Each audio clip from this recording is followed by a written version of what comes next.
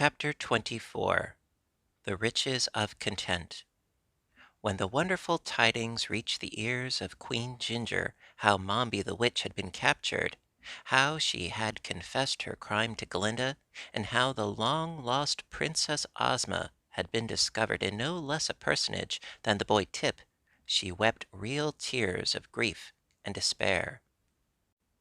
"To think," she moaned, "that after having ruled as queen, and lived in a palace, I must go back to scrubbing floors and churning butter again. It is too horrible to think of. I will never consent." So when her soldiers, who spent most of their time making fudge in the palace kitchens, counseled Ginger to resist, she listened to their foolish prattle and sent a sharp defiance to Glinda the Good and the Princess Ozma. The result was a declaration of war, and the very next day Glinda marched upon the Emerald City with pennants flying and bands playing, and a forest of shining spears sparkling brightly beneath the sun's rays. But when it came to the walls, this brave assembly made a sudden halt, for Ginger had closed and barred every gateway, and the walls of the Emerald City were builded high and thick with many blocks of green marble. Finding her advance thus baffled, Glinda bent her brows in deep thought, while the Wogglebug said, in his most positive tone, "We must lay siege to the city and starve it into submission. It is the only thing we can do." "Not so," answered the Scarecrow. "We still have the Gump, and the Gump can still fly." The sorceress turned quickly at this speech, and her face now wore a bright smile. "You are right," she exclaimed, "and certainly have reason to be proud of your brains. Let us go to the Gump at once." So they passed through the ranks of the army until they came to the place near the Scarecrow's tent where the Gump lay. Glinda and Princess Ozma mounted first and sat upon the sofas. Then the Scarecrow and his friends climbed aboard, and still there was room for a captain and 3 soldiers, which Glinda considered sufficient for a guard. Now, at a word from the Princess, the queer thing they had called the Gump flopped its palm leaf wings and rose into the air, carrying the party of adventurers high above the walls. They hovered over the palace and soon perceived Ginger reclining in a hammock in the courtyard, where she was comfortably reading a novel with a green cover and eating green chocolates, confident that the walls would protect her from her enemies. Obeying a quick command, the Gump alighted safely in this very courtyard, and before Ginger had time to do more than scream, the captain and 3 soldiers leaped out and made the former queen a prisoner, locking strong chains upon both her wrists. That act really ended the war, for the army of revolt submitted as soon as they knew Ginger to be a captive, and the captain marched in safety through the streets and up to the gates of the city, which she threw wide open. Then the bands played their most stirring music while Glinda's army marched into the city, and heralds proclaimed the conquest of the audacious Ginger and the accession of the beautiful Princess Ozma to the throne of her royal ancestors. At once the men of the Emerald City cast off their aprons, and it is said that the women were so tired of eating their husbands' cooking that they all hailed the conquest of Ginger with joy.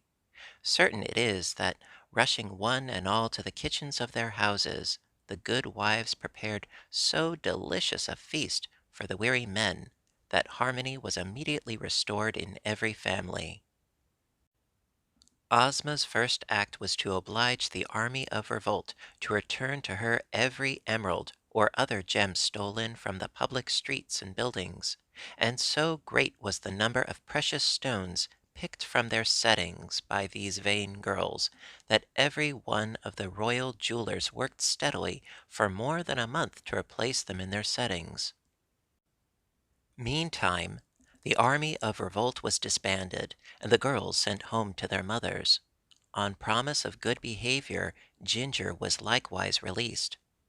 Ozma made the loveliest queen the Emerald City had ever known, and although she was so young and inexperienced, she ruled her people with wisdom and justice.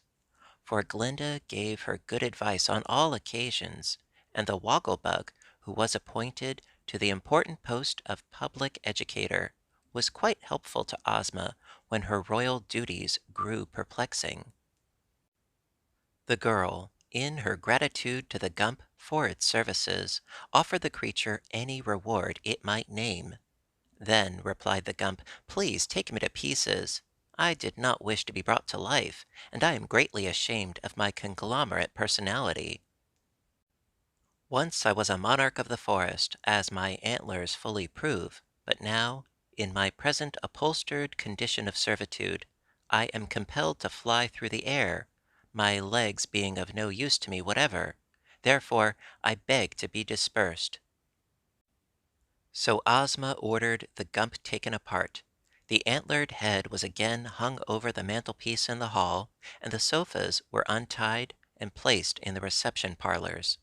The broom tail resumed its accustomed duties in the kitchen, and finally the Scarecrow replaced all the clotheslines and ropes on the pegs from which he had taken them on the eventful day when the thing was constructed. You might think that was the end of the Gump, and so it was as a flying machine. But the head over the mantelpiece continued to talk whenever it took a notion to do so, and it frequently startled, with its abrupt questions, the people who waited in the hall for an audience with the Queen. The Sawhorse, being Ozma's personal property, was tenderly cared for, and often she rode the queer creature along the streets of the Emerald City. She had its wooden legs shod with gold to keep them from wearing out, and the tinkle of these golden shoes upon the pavement always filled the Queen's subjects with awe as they thought upon this evidence of her magical powers. The wonderful wizard was never so wonderful as Queen Ozma, the people said to one another in whispers, for he claimed to do many things he could not do, whereas our new queen does many things no one would ever expect her to accomplish. Jack Pumpkinhead remained with Ozma to the end of his days, and he did not spoil as soon as he had feared, although he always remained as stupid as ever. The Wogglebug tried to teach him several arts and sciences, but Jack was so poor a student that any attempt to educate him was soon abandoned. After Glinda's army had marched back home and peace was restored to the Emerald City, the Tin Woodman announced his intention to return to his own kingdom of the Winkies. "It isn't a very big kingdom," said he to Ozma, "but for that very reason it is easier to rule, and I have called myself an emperor because I am an absolute monarch, and no one interferes in any way with my conduct of public or personal affairs.